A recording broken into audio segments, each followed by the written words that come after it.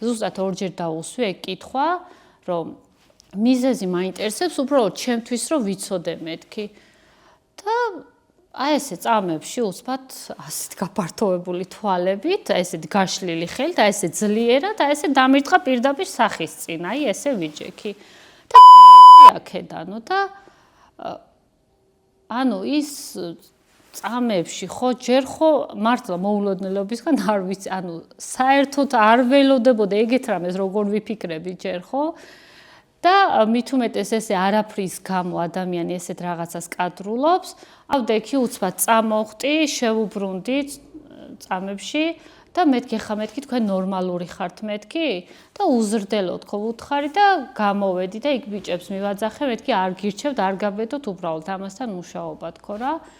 ეს იყო და ეს მოკლედ იმ დღესვე წავედი ხო შრომის ინსპექციაში, სხვათა შორის არ ვიცი, ну ასე თუ ისე მაინც მალე მოახდინეს რეაგირება, როგორც მითხრეს.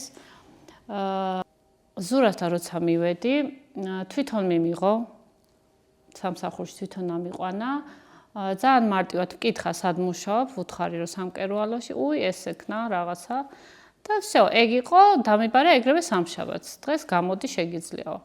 მოკლედ, სამშაბათი დღიდანვე მიუხედავად იმისა, რომ ხა სალარობართან არ მქონია შეხება არასდროს, იმ დღესვე ვისწავლე ის აპარატიც და ზეტის ამორტყმა, ერთადერთი აი ამ ერთი კვირის განმავლობაში მართლა რაც შეიძლება რომ შეცდომად ჩავთვალო, ერთ დღეს, მგონი მეხუთე დღე იყო, ზეტის ამორტყმის დროს ის ჯამის თუ რაღაცის დაჯამება დამავიწყდა, რომელიც მე სოფოს დაურეკი და მითხრა რომ ну, ბუღალტერი მაგას ჩვეულებრივად გამოასწორებ და ესე ვეკითხები. ну, კარგით მეთქი, ხო? ну, გამანთავისუფლეთ გასაგებია და მიზეზი მაინტერესებს მეთქი რა. ხო და ესე რაღაცა ჯერ ცოტა, ну, გაწონასწორე ესე 7 სახით.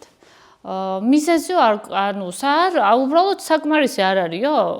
ხო გითხრაო სოფომ რომ არა, ესე იგი, ну, საკმარისი უნდა იყოსო რა და არა მეთქი ხა არ არის საკმარისი თქო ხო? როცა მართლა ჩემ დამსახურებით მეთქი და სხვა კონსულტანტებს სულაც არ აინტერესებდა და არ გამოდიოდნენ, ანუ სალაროს გარეთ, თუნდაც იქ ნაძვებზე ხალხს რომ მიუყვებოდი, იქ ინტერნეტში ვეძებდი რომ აი ეხა იქ თესლებს ხო არ აწერია, ყველაფერი რომელი ყვავილი როგორ გამოიყურება და ესე ვაჩვენებ და ანუ მაქსიმალურად ვაკეთებდი ისე, რაც მე არ მომწონს, რომ სიტყვა სადმე მივალ და უხეშად ვინმე მომექცევა და არ მომაქცევს ყურადღებას, ანუ ალბათ აქედან გამომდინარე მე თვითონაც მაქსიმალურად ყურადღებით ვიყავი ადამიანებთანაც და ვერც ვერავინ იტყვის, რომ ვინმეს რამეზე ნების ან უხეშად ან ისე მოვეკეცე, აი ამ ერთი კვირის განმავლობაში და მეთქი ჩემი დამსახურებით მეთქი რაოდენობას კი მახსოვს 11 ნაძვი რო გაიყიდა თქო იქ შასმინები და იქ თუნდაც ვინ უყურებდა იქ ამდენი ყუთები უდევს ხო გარეთ ყვავილების რო იქ სადღაც ყვავილებია ჩაჭყლეტილი სისველისგან გაუბედურებული ანუ მეცოდებოდა მივდიოდი ჩემი სურვილით და ვაკეთებდი ამ ყველაფერს ხო არც არავინ მავალებდა ხო და აი მსგავსად როცა ესე ანუ სულს და გულსდებ მართლა რასაც ქვია და ესე არაფრის გამო გეუბნებიან უარს ხო? ну კარგი, ნერვიულობ, განარნერვიულობ, ხა თუნდაც ამ სიტუაციაზე, ანუ ჩემთვის ეს შეურაცხყოფაც არის და ანუ არ ვიცი, მე ძალიან დღეს თელი დღეა ის ხელი მტკივა, ეს ხელი ნერვიულობისგან სავარაუდოდ ხო? ერთი კვირა ხო ვიყავი, თავიდანვე მითხრეს, ოღონდ ერთი კვირა არ ვთქვამთ, რომ აი ერთი კვირა იმუშავებ და მერე გაგიშვებ. ჯერ დაკვირვების ფაზაში ვიყავით, ასე ვთქვათ და წესით 5 დღე უნდა მემუშავა და 2 დღე დამესვენა. მაგრამ რატომღაც რა ვიცი, რომ უკვე მოვიდა ჩემი დასვენებ კი ვიკითხე, რომ სოფო არ ვისვენებ მეთქი და ანუ არ ყავდათ თან კადრიც, ანუ თუ რა ვიცი მე, ხო არ ყავდათ და ანუ 7 დღე ესე გადამულად ვიმუშავე. ანუ არ დამასვენეს. ну კარგი მეთქი ხო, ну ვიმუშავებ 7 დღეც არ და ისე ვიღლებოდი, მართლა ძალიან ვიღლებოდი. ეხლა 2-3 საათზე ვიძინებ ხანს, როცა სახლში ვარ და 10 საათ 11 საათზე უკვე წვევოდი, რომ იმის გამო აი არაფრის თავი აღარ მქონდა. მიუხედავად იმისა, როგორც ვქვი, ეხლა მე შრომა და ის არ მაკვირვებს არაფერი. ხო და ერთი კვირის მერე მოკლედ რომ სოფოს ველოდებოდი რომ იმ დღეს 7 დღის მერე რომ დავისვენე, თვითონ უნდა დაერეკა წესით და ეთქვათ რომ ნუ კაი აღარ გვინდა ან რაღაც გადაწყვეტილება რაღაც მიიღოთ. ბოლოს ისევ მე თვითონ დაურეკე და ვუთხარი, ანუ სოფო რა ხდება მეთქი რომ ვიცოდეთ ხო რა ესე, იმიტომ რომ იქ სამკერვალოს დაკეტილი მქონდა და მაინც ხო ეხა ჩემი საქმეც რო არ გაფუჭდეს თქო და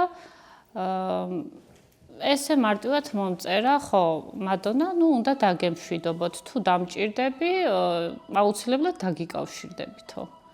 ძალიან გამიკვირდა, მართლა გამიკვირდა, იმიტომ რომ როცა ამდენ რამეს ვაკეთებდი, არანაკლებ აი მაგიტომ მივედი კიდე რომ კამერები ხო არის თქო იქ რომ გადაამოწმეთ ნახეთ მეთქი ხო რომ 1 წუთი არ დამჯდარვა იქ თუ შესვენება თუნდაც 1 საათიანი რო იყო 1 საათიანს იქ შესვენებას არ ვაკეთებდი თა ნახევარი საათი მაქსიმუმ იმიტომ რომ იმდენი ხალხი იყო იქ ხალხს მოემსახურე იქ მარაგი ამოიწურა იქ გარე სივრცეში უნდა დაალაგო მოაწესრიგო წვიმიან ამიჩი ხო იქ ტალახი და მთელი უბედურება ხდება და მოკლედ როცა მივედი გასარკვევად რომ ვერ მოვისვენე იმიტომ რომ ხო ჩემი საქმიდან გამომდინარე რაც მე გავაკეთე იმ ერთ კვირაში ვიცი მივედი ჯერ ეს მენეჯერი შევხვდა და ესეთი რაღაც სახით მე არ გეყოლ ეს პასუხიო რაც მე გაგეციო და არა მეთქი ზურასთან მინდა მეთქი ხო არის ხანდახან ხდება რომ ის უფროსი ვერ ხედავს ამ ყველაფერს და ხან შეიძლება ვიღაცის რაღაცა სიტყვის გამო